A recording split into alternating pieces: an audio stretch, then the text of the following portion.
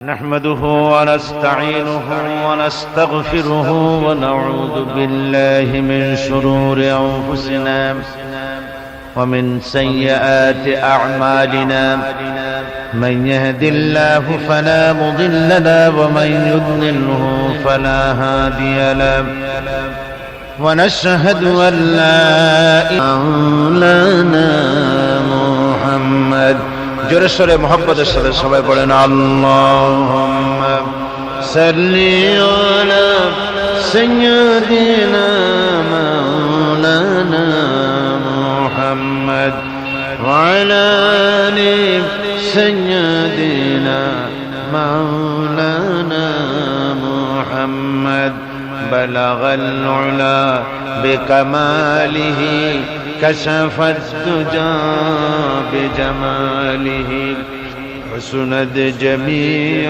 خصاله صلوا عليه وآله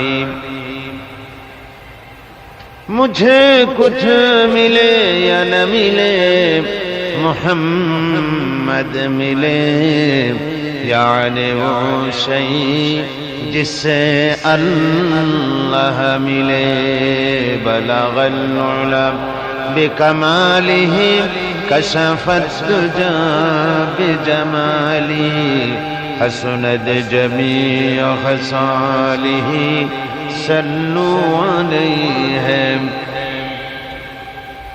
ये तेरी मेराज थी कि तू लोहो कलम तक पहुँचा और मेरी मेराज है कि मैं तेरे कदम तक पहुँचा बलगल उला बिकमालिही कशफत दुजा बिजमालिही हसनत जमीअ खसालिही सल्लू अलैहि व आलिहि अल्लाहुम्मा आमीन।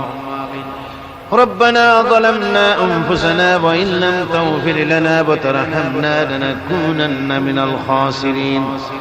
रब्बुल आलमीन হাজার হাজার মুসলমান নরনারী চট্টগ্রামের ঐতিহাসিক প্যারেড ময়দানে ইসলামী সমাজ কল্যাণ পরিষদ কর্তৃক আয়োজিত 5 দিন ব্যাপী তাফসীরুল কোরআন মাহফিলের ৫৫ বার্ষিকী উপলক্ষে আজকের এই প্রথম দিনে আমরা তোমার দরবারে কয়েকবার দুরূদ ও সালাম পড়ে হাত তুলেছি। মেহেরবানি করে দুরূদ ও সালাম টুকুন সোনার মদিনায় নবী পাকের রওজা মুবারকে পৌঁছে দাও।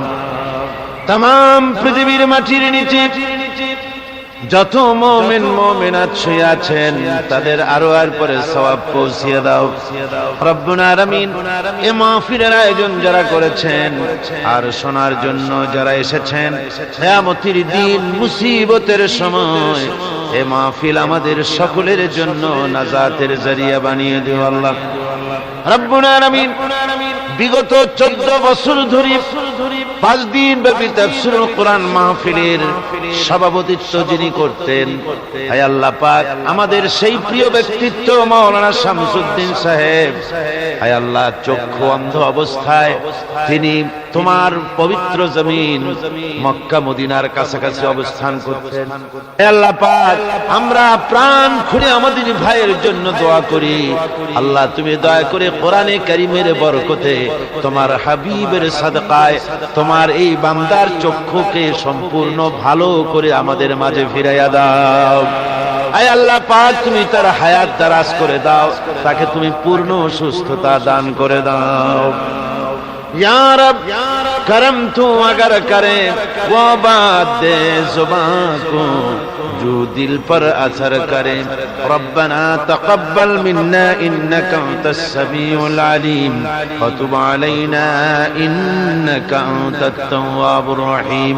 सुब्हान रब्बिका रब्बिल इज्जति अम्मा यसिफून व सलामुन अलल मुरसलीन अल्हम्दुलिल्लाहि रब्बिल आलमीन।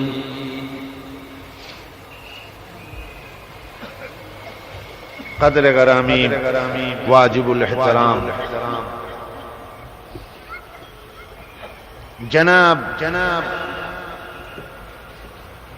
আল্লামা হযরত মাওলানা শাহ আব্দুল জব্বার সাহেব, পীর সাহেব কিবলা বাইতুশাহ দামাত বরকাতুহুল আলিয়া, হাজারাত উলামায়ে কেরাম, সম্মানিত সুধীমণ্ডলী, সাংবাদিক বন্ধুগণ, উপস্থিত আমার দিনদার ইমানদার মুসলমান ভাই ও বোনেরা, আসসালামু আলাইকুম ওয়া রাহমাতুল্লাহি ওয়া বারাকাতুহু।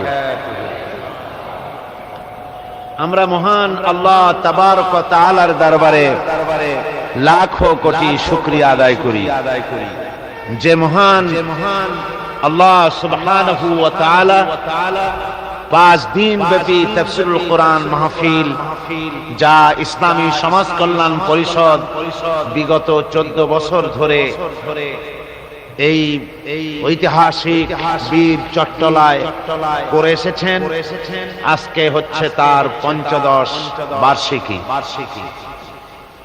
এই বিশাল ঐতিহাসিক তাফসীরুল কোরআন মাহফিলের উদ্বোধনী দিবসে আমরা উপস্থিত হতে পেরে আল্লাহ সুবহানাহু ওয়া তাআলার দরবারে শুকরগুজার হচ্ছি। আমরা কালিমাতুশ শুকর আদায় করছি। আমরা সকলে পড়ছি আলহামদুলিল্লাহ। মহব্বতের সাথে জোরে সোরে সবাই পড়েন আলহামদুলিল্লাহ।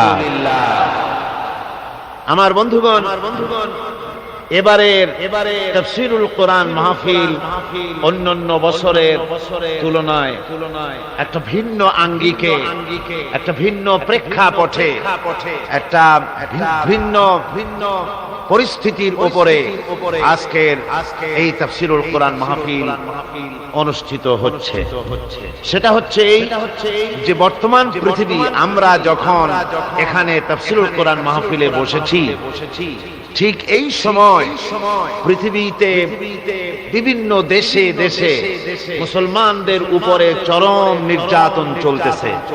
আমার মনে হয়, আমি যদ্দূর জানি, যতটুকুন ক্ষুদ্র লেখাপড়া করেছি বা যদ্দূর খবর জানি পৃথিবী সম্পর্কে, আমার মনে হয় এর থেকে চতুর্মুখী ষড়যন্ত্র পৃথিবীর মুসলমানদের উপরে একযোগে এইভাবে আর কখনো এসেছে বলে আমার জানা নাই।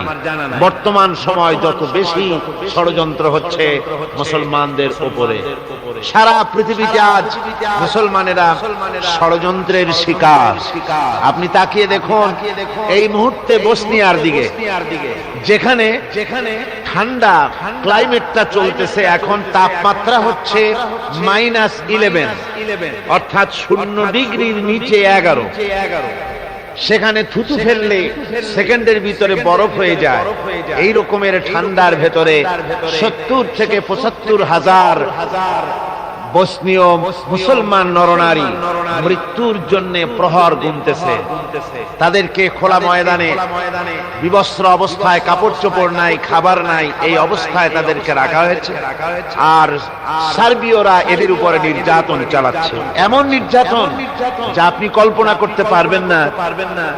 মহিলাদের জন্য আলাদা ধর্ষণ ক্যাম্প করা হয়েছে, হাজার হাজার মুসলিম মহিলা সেখানে রাখা হয়েছে, আর তাদেরকে পালাক্রমে ধর্ষণ করা হচ্ছে। 3 বছরের শিশুকন্যা থেকে শুরু করে 70 বছরের বৃদ্ধাও মাপ পাচ্ছে না। তারপরে সার্বীয় হত্যা করার ট্র্যাডিশন হচ্ছে এই সার্বীয়দের, যে মুসলমানদেরকে নির্যাতন করে করে যখন মরবে তখন তার গলাটা কেটে ফেলা হয়, এরপরে মস্তকগুলি ট্রাক ভর্তি করে নিয়ে যাওয়া হয়, তারপরে মস্তকের উপরে খুলিটা তুলে ভেতরের মগজ তুলে নিয়ে তাদের শিকারী কুকুরদেরকে খাওয়ানো হয়। এরপরে মুসলমান বাচ্চাদেরকে, ছোট ছোট বাচ্চা জবাহ করে মায়ের মুখের উপরে, বাপের মুখের উপরে সেই বাচ্চার কল্লাকে ধরে বলা হচ্ছে যে এই রক্ত খাও, এটাই হচ্ছে তোমাদের স্বাধীনতার শুরুয়া, স্বাধীনতার শুরুয়া খাও। এইভাবে করা হচ্ছে। মুসলমানদের উপরে চরম নির্যাতন বসনিয়া হচ্ছে, যে কথা বলে শেষ করা যাবে না। এরপরে নো ম্যানস ল্যান্ড, যেটা হচ্ছে প্যালেস্টাইন এবং লিবানন, এর মাঝখানে প্রায় 500 মুসলমান তাদেরকে বহিষ্কার করে দিয়েছে ইসরায়েলরা। প্যালেস্টাইন থেকে তাদের মা বাপের আবাসভূমি থেকে তাদেরকে বহিষ্কার করা হয়েছে। খাবার নাই, পড়ার নাই, আশ্রয় নাই, উন্মুক্ত আকাশের নিচে তারা সেখানে ধুকে ধুকে মরছে। কারা মরছে? মুসলমানেরা। কারা মরছে? মুসলমান মরছে। কিন্তু এই পৃথিবীর গণতন্ত্রের ফেরিওয়ালা, গণতন্ত্রের ফেরিওয়ালা আমেরিকা। এই আমেরিকা, আপনাদের নিশ্চয়ই মনে আছে, বিশেষ করে সাংবাদিক বন্ধুদের মনে থাকার কথা, রাজনৈতিক সচেতন ব্যক্তিদের মনে থাকার কথা, আজ থেকে 3 বছর আগে সুইজারল্যান্ডের কাছাকাছি একটা সমুদ্রের ভিতরে ঠান্ডার কারণে সমুদ্রের পানি জমে যাওয়ার কারণে দুটো তিমি মাছ সেখানে আটকে গিয়েছিল। এই তিমি মাছ আটকে পড়ার খবর পাওয়ার পর আমেরিকা এবং ফ্রান্স তাদের দুটো বরফ কাটা জাহাজ লক্ষ লক্ষ ডলার খরচ করে পাঠিয়ে দিল সেই সুইজারল্যান্ডের কাছাকাছি। সেখানে গিয়ে তারা বরফ কেটে তিমি দুটোকে উদ্ধার করে পৃথিবীর মানুষের সামনে প্রমাণ করলো যে তারা প্রাণী জগতের প্রতি কত দরদি। তিমির প্রতি গণতন্ত্রের ফেরিওয়ালা আমেরিকার যত মহব্বত আছে, কুকুরের প্রতি, বিড়ালের প্রতি, তাদের প্রতি যত মহব্বত আছে, মুসলমানদের প্রতি সেই মহব্বত নাই। নো ম্যানস ল্যান্ডে আটকা পড়েছে মুসলমান। ওরা তিমি না, কুকুর না, বিড়াল নয়, এরা মানুষ। কিন্তু এই মানুষ হচ্ছে মুসলমান। সেই কারণে গণতন্ত্রের এজেন্ট, গণতন্ত্রের ঠিকাদার আমেরিকা নিশ্চুপ কোনো কথা এ ব্যাপারে বলছে না। আর একদিকে ইরাক তাদের কুর্দিদের সাথে কি ব্যবহার করছে সেই যন্ত্রণায় আমেরিকা অস্থির। জাতিসংঘের হুকুম মানতেছে না, হুকুম ভঙ্গ করেছে অপরাধে, ইরাককে তছনছ করে দেওয়ার ব্যবস্থা করেছে আমেরিকা। কিন্তু জাতিসংঘের সনদ অনবরত লঙ্ঘন করছে ইসরায়েল। সে ব্যাপারে ইসরায়েলের উপরে কোনো হস্তক্ষেপ করা হচ্ছে না। সার্বিয়ারা ভঙ্গ করছে, সে ব্যাপারে কোনো হস্তক্ষেপ করা হচ্ছে না। ঠিক কিনা কর? আমার বন্ধুগণ,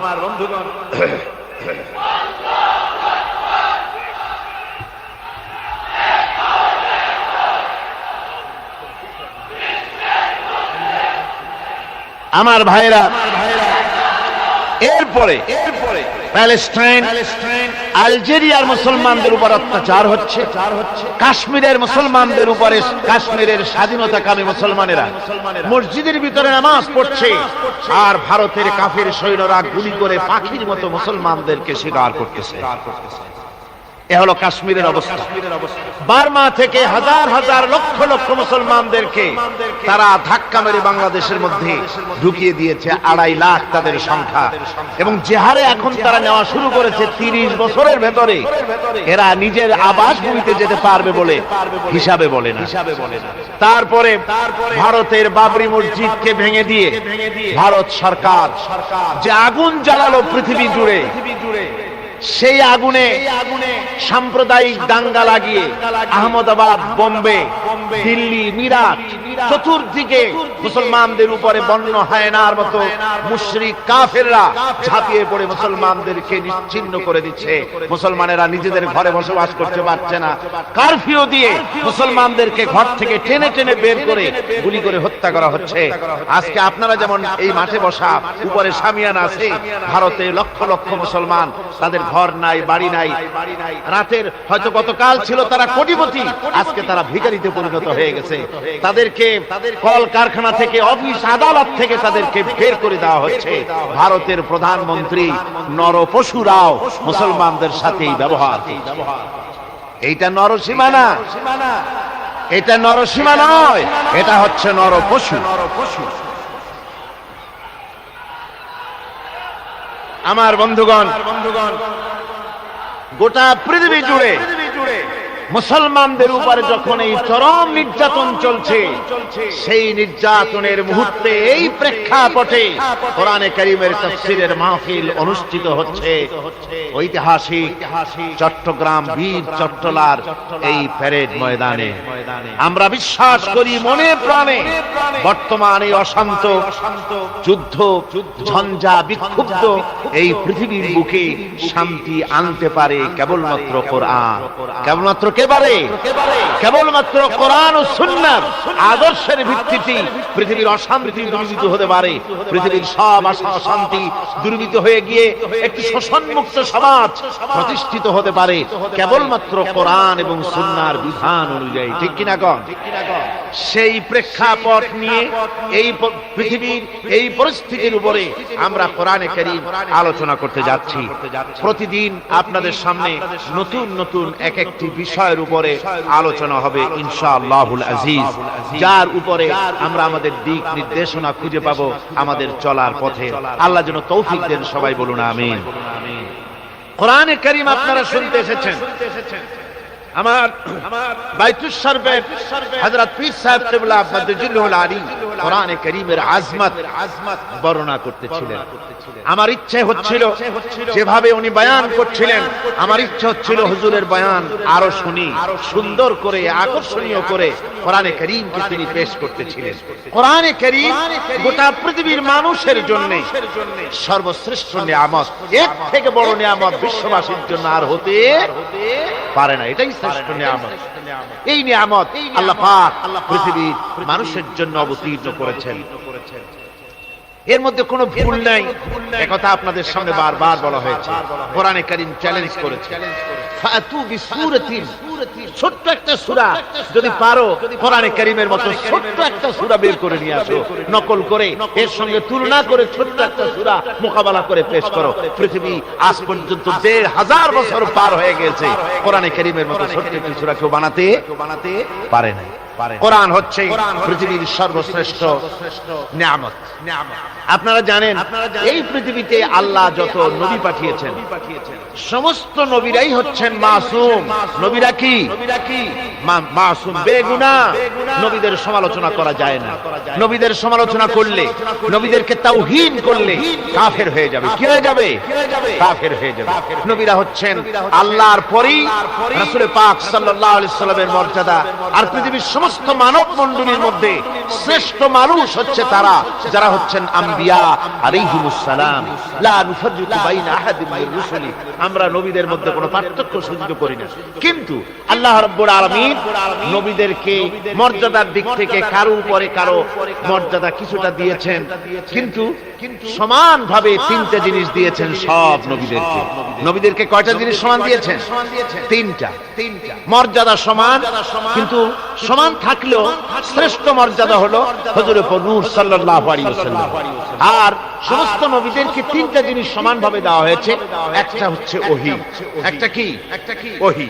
2 নম্বরে দেওয়া হয়েছে মুজিজা, 3 নম্বরে দেওয়া হয়েছে হুসনুল খুলক, উন্নত মানের চরিত্র। এই তিনটা জিনিস সমস্ত নবীদেরকে সমানভাবে দেওয়া হয়েছে। ওহী না হলে নবী হওয়া যায় না। নবুয়তের সর্বপ্রথম শর্ত হচ্ছে আল্লাহর কাছ থেকে ওহী আসা। এটা হলো এক। 2 নম্বরে যেটা, সেটা হচ্ছে মুজিজা।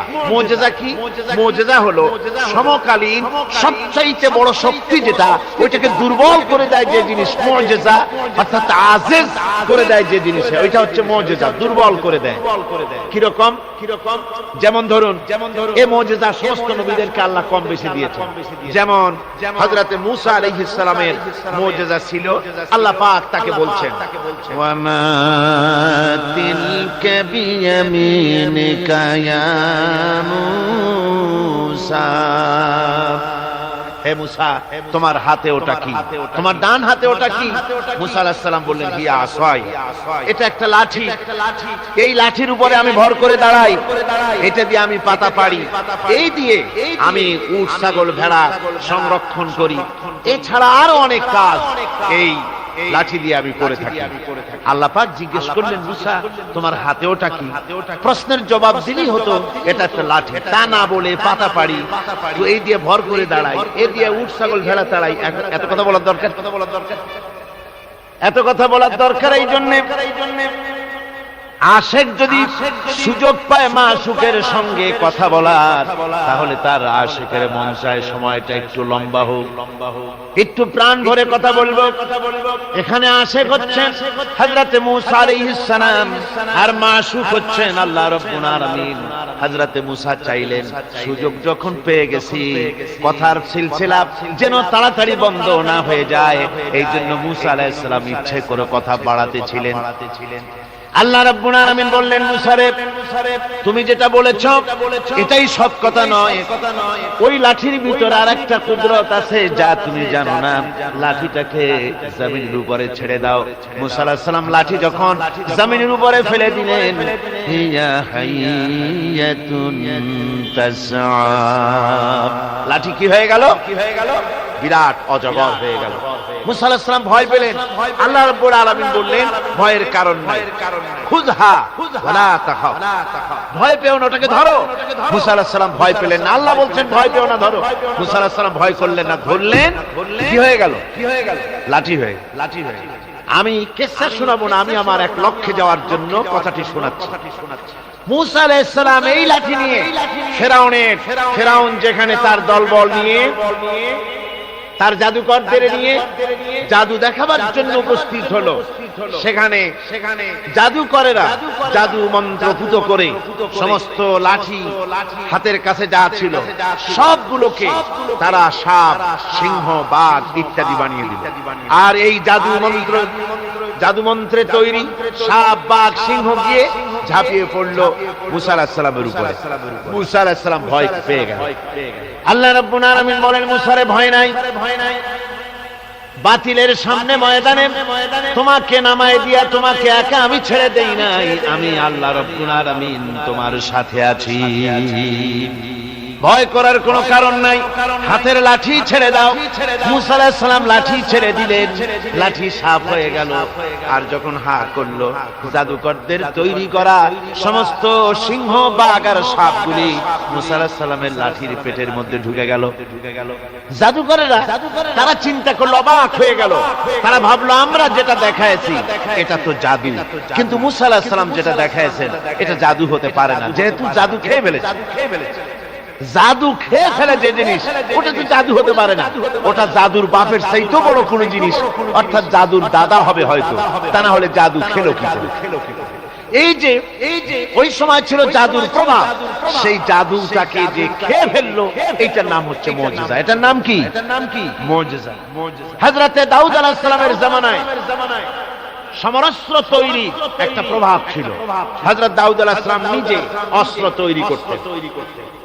তারপরে অস্ত্র তৈরি করতে গেলে লোহা আগুনে পোড়াতে হয়, তারপরে পিটাতে হয়, গলাতে হয়, নানান কিছু করতে হয়। দাউদ আলাইহিস সালামকে আল্লাহ রাব্বুল আলামিন এমন মুজিজা দিলেন, তিনি যখন লোহা মুঠো করে ধরতেন হাতের ভিতরে, লোহা পানি হয়ে হাতের ফাঁকের মধ্য দিয়া তাপ পড়ে যেত পানি হয়ে। এভাবে মুজিজা তাকে দেওয়া হলো। সুলাইমান আলাইহিস সালামের মুজিজা ছিল তক্তার উপরে বসতেন, ইঞ্জিন লাগতো না, মেশিন লাগতো না, বিনা ইঞ্জিনে বিনা মেশিনে তক্তা হাওয়ার উপরে উড়ে সারা পৃথিবী ঘুরে আসতেন। ঈসা আলাইহিস সালামের মুজিজা ছিল জন্মদের চোখের উপরে হাত বুলিয়ে দিতেন, সঙ্গে সঙ্গে চোখ তার ভালো হয়ে যেত। আবার কুষ্ঠ ব্যাধিগ্রস্ত লোকের গায়ে হাত বুলিয়ে দিলে তার শরীর ভালো হয়ে যেত। এটা ছিল তার মুজিজা। রাসূল পাক সাল্লাল্লাহু আলাইহি ওয়াসাল্লামের সময় মুজিজা, তার সময় প্রভাব ছিল সাহিত্যের, সাহিত্য আর কবিত্বের এত বেশি প্রভাব বিস্তার হলো, তারা কবিতা লিখে রচনা করে করে কাবা শরীফে লাগাই দিত। পারলে এই কবিতার সাথে মোকাবেলা করো এই চ্যালেঞ্জে। আল্লাহ রাব্বুল আলামিন সেই সময় কোরআনে কারীমকে অবতীর্ণ করে দিলেন। কোরআনে কারীম দুনিয়ার সমস্ত সাহিত্য আর কবিত্বের সমস্ত মানকে ছাড়িয়ে চলে গেছে এমন এক পর্যায়ে, কিয়ামত পর্যন্ত কোরআনের সাহিত্যের ভাবধারা এর মানকে উতরে যেতে পারবে এমন সাহিত্যের জন্ম আজও হয় নাই, ভবিষ্যতেও হবে না। এটা হলো রাসূল পাক সাল্লাল্লাহু আলাইহি ওয়াসাল্লামের মুজিজা। রাসূল সাল্লাল্লাহু আলাইহি ওয়াসাল্লামের 3000 মুজিজার ভিতরে শ্রেষ্ঠ মুজিজা হচ্ছে কোরআন। শ্রেষ্ঠ মুজিজা কি? তাই আমি বলতেছিলাম নবীরা দুনিয়া থেকে বিদায় হয়ে গেছেন, মুজিজা সাথে নিয়ে গেছেন। দাউদ আলাইহিস সালাম ইন্তেকাল করলেন, তার মুজিজা লোহা পানি করা মুজিজা কবরে নিয়ে গেছেন। আজ আর কেউ লোহা চাপ দিলে পানি হয় না। সুলাইমান আলাইহিস সালাম দুনিয়া থেকে বিদায় হয়েছেন, মুজিজা কবরে নিয়ে গেছেন। আজ আর কেউ বিনা ইঞ্জিনে তক্তায় বসলে তক্ত আর বাতাসে উড়ে বেড়ায় না। হযরতে মুসা আলাইহিস সালাম বিদায় হয়ে গেলেন দুনিয়া থেকে, লাঠিও তার চলে গেছে। আজ আর দুনিয়ায় হাজার লাঠি একযোগে ফেললেও ছোট্ট একটা সাপও আর হবে না। ঈসা আলাইহিস সালাম বিদায় হলেন, মুজিজা চলে গেল সাথে। আজ পৃথিবীর কোন মানুষ কারো কোন জন্মদের চোখের উপরে হাত বুলালে চক্ষু আর ভালো হয়ে যাবে না, মুজিজা কবরে চলে গেছে। কিন্তু আপনার আমার নবী, বিশ্ব নবী জনাবে মুহাম্মদুর রাসূলুল্লাহ সাল্লাল্লাহু আলাইহি ওয়াসাল্লাম দুনিয়া থেকে বিদায় গ্রহণ করেছেন, মুজিজা সাথে নিয়ে যান নাই। ওই কোরআনে কারীমের মুজিজা আজও আছে, কিয়ামত পর্যন্ত থাকবে। রাসূল পাক সাল্লাল্লাহু আলাইহি ওয়াসাল্লামের এই মুজিজা কিয়ামত পর্যন্ত থাকবে, কেউ এই মুজিজা নষ্ট করতে পারবে না। গ্যারান্টি, এই মুজিজা রক্ষা করার দায়িত্ব কে নিয়েছেন? আল্লাহ রাব্বুল আলামিন বলেছেন, নাহনু নাযালনাল যিকরা ওয়া ইন্না লাহু লাহাফিজুন। কোরআনে কারীম অবতীর্ণ করেছি আমি আল্লাহ, আর এর সংরক্ষণের সবটুকুন দায়িত্ব আমি আল্লাহ আমার নিজ হাতে গ্রহণ করেছি। হেফাজতের সবটা দায়িত্ব আমার। তাই বিশ্ব জুড়ে আজ কোরআন রয়েছে হেফাজতে, কোন কিতাব হেফাজতে নাই, শুধু কোরআন হেফাজতে আছে। মানুষ এটাকে মুখস্থ করে করে হেফাজত করে রেখেছে। হুজুর আপনাদের সামনে বলেছেন, সূরা তো দূরের কথা, আয়াত তো দূরের কথা, জের জবর তো দূরের কথা, একটা কলমের নিট ধরে যে জায়গাটায় একটা নকতা, এই নকতাটারও পরিবর্তন কেউ করতে পারে নাই। সামনে পারবে নাকি? সামনেও পারবে না। জোরে সোরে কোন সুবহানাল্লাহ। এই কোরআনের ইজ্জত যারা দিবে আল্লাহ তাদের ইজ্জত বাড়ায় দিবে। সুবহানাল্লাহ। কোরআনকে নিয়ে যে আগ বাড়বে, সে যদি জিরো হয় আল্লাহ হিরো বানায় দিবেন। আর কোরআনকে যদি কেউ বেইজ্জত করার চেষ্টা করে, সে যদি হিরো হয় আল্লাহ তাকে দুনিয়া ও আখিরাতে জিরো বানায় দিবেন। কি বানায় দিবেন? জিরো বানায় দিবেন। সুবহানাল্লাহ। সুতরাং কোরআনে কারীম হচ্ছে, কোরআনে কারীম আমাদের কলিজা, আমাদের ঈমান, আমাদের রক্ত, আমাদের ব্রেন, আমাদের মগজ, আমাদের জীবন, আমাদের বেঁচে থাকা, আমাদের মরে যাওয়া, আমাদের সম্মান, আমাদের স্বাধীনতা, আমাদের সার্বভৌমত্ব, আমাদের সুখ, আমাদের সমৃদ্ধি, সবকিছু কোরআনকে কেন্দ্র করে। সব কি কেন্দ্র করে? কোরআনকে কেন্দ্র করে। কোরআন থাকে তো আমরা থাকবো। অর্থাৎ কোরআন ভিত্তিক জীবন যদি আমরা চালাতে পারি, দুনিয়ায় শান্তি পাবো, আখিরাতেও শান্তি পাবো, কোনো সন্দেহ নাই। সেই জন্য কোরআনে কারীমকে আমাদের বুকে ধারণ করতে হবে। এই কোরআনের কত বড় মর্যাদা হবে জানেন? রাসূল পাক সাল্লাল্লাহু আলাইহি ওয়াসাল্লাম বলেছেন, কোরআন যে ব্যক্তি পড়বে আর ওই অনুযায়ী আমল করবে, কিয়ামতের দিন তার মা বাপের মাথার উপরে সুন্দর দুটি নূরের টুপি পরিয়ে দেওয়া হবে। তা হলো সেই যে ব্যক্তি তার ছেলেকে, সন্তানকে কোরআন পড়িয়েছে আর কোরআন অনুযায়ী আমল করেছে পৃথিবীর বুকে, সেই কারণে রব্বুল আলামিন সন্তুষ্ট হয়ে তার মা বাপের মাথার উপরে এমন দুটো নূরের টুপি পরিধান করায় দেবে, যার উজ্জ্বলতা চন্দ্র সূর্যের আলোকে হার মানায় দেবে। কোরআনে কারীমকে যারা মহব্বত করে পড়তো, দেখেন এমন এক কিতাব যা অধিকাংশ মানুষে বুঝে না। কিন্তু আপনারা বলেন না বুঝে পৃথিবীতে কোন বই পড়ে, এরকমের একটা বই নাম জানেন আপনারা? বলতে পারবেন? পারবেন না। কোরআন এমন কিতাব যা মানুষ বুঝেও পড়ে, না বুঝেও পড়ে। দিনেও পড়ে, রাতেও পড়ে, সকালেও পড়ে, সন্ধ্যায় পড়ে, আবার গভীর রাত্রে তাহাজ্জুদের নামাজ আদায় করে কোরআনে কারীম তেলাওয়াত করতে থাকে, আর চোখ থেকে দরদর করে পানি পড়তে থাকে। হাদিস শরীফে রাসূলুল্লাহ বলেছেন, কিয়ামতের দিন কোরআনের তেলাওয়াতকারীকে আল্লাহ রাব্বুল আলামিন বলবেন, ও আমার বান্দা, তুমি দুনিয়ার বুকে কোরআনে কারীমকে যেমন থেমে থেমে তেলাওয়াত করতে, ওইভাবে করে তেলাওয়াত করতে থাকো আর জান্নাতের উপরে উঠতে থাকো। কোরআনে কারীম থেমে থেমে তুমি যেভাবে দুনিয়ায় পড়তে ওইভাবে আয়াতে আয়াতে থেমে থেমে পড়ো আর উঠতে থাকো বেহেশতের মধ্যে। তোমার তেলাওয়াত যেখানে গিয়ে শেষ হবে বেহেশতে ওইটাই হবে তোমার অবস্থান স্থল। সুবহানাল্লাহ। আল্লাহ যেন আমাদেরকে আহলে কোরআন বানায় দেন, সবাই বলি আমিন, জোরে বলেন আমিন। আল্লাহ যেন আমাদেরকে কোরআনের সহি করে কোরআন তেলাওয়াত করার তৌফিক দান করেন, সবাই বলুন আমিন। কোরআন যেন বুঝতে পারি, কোরআন অনুযায়ী যেন আমল করতে পারি, এই তৌফিক যেন আল্লাহ আমাদের দেন, আমরা সবাই বলি আমিন। আমার ভাইরা, কোরআনে কারীমের উপরে আমি দীর্ঘ কোনো ভূমিকা না দিয়ে এখন যেখান থেকে আলোচনা করতে চাই, চলুন সেখানে আমরা চলে যাই। কোরআন থেকে সরাসরি আমরা আলোচনা করতে চেষ্টা করি। কোরআন এসেছে আমাদের ভাগ্য চমকায় দিতে। কোরআন আমাদেরকে এজন্য আসে নাই যে কোরআন আমাদের জন্য কোনো মুসিবত নিয়ে এসেছে, কোরআন আমাদের জন্য শুধুমাত্র তাবিজ নিয়ে এসেছে, কোরআন আমাদের জন্য ঝাড়ফুঁক নিয়ে এসেছে, তা নয় কিন্তু বন্ধু। কোরআন এসেছে আমাদের জীবনের সব কথা নিয়ে, এর মধ্যে কিছু বাদ দেওয়া হয় নাই। পিঁপড়ার মতো একটা ছোট্ট তুচ্ছ প্রাণীকেও বাদ দেওয়া হয় নাই, হাতির মতো বিরাট জন্তুকেও বাদ দেওয়া হয়। সব কোরআনে কারীমের মধ্যে বলা হয়েছে। এর ভিতরে এটা রাজনীতির বই নয়, কিন্তু রাজনীতির মূলনীতি আছে। রাজনীতির কি আছে? মূলনীতি আছে। এটা অর্থনীতির কিতাব নয়, কিন্তু অর্থনীতির মূলনীতি এর মধ্যে রয়েছে। এটা সমাজনীতির কিতাব নয়, কিন্তু সমাজনীতির মূলনীতি এখানে আছে। এটা দর্শনের কিতাব নয়, কিন্তু এর মধ্যে দর্শনের মূলনীতি রয়েছে। এটা বিজ্ঞানের কোনো বই নয়, কিন্তু বিজ্ঞানের মূলনীতি, তথ্য, থিওরি এর মধ্যে রয়ে গেছে। আপনি জিওলজি বলেন, জুলজি বলেন, থিওলজি বলেন, ফিলোসফি বলেন, মেডিকেল বলেন, সার্জারি বলেন, যে কোনো ডিপার্টমেন্ট বলুন, সব এর মধ্যে আছে। এর মধ্যে নাই পৃথিবীতে মানুষের দরকার অথচ কোরআনে নাই এমন কোন বিষয় নাই। সব বিষয়ের মূলনীতি হচ্ছে কোরআনে কারীম। সুবহানাল্লাহ।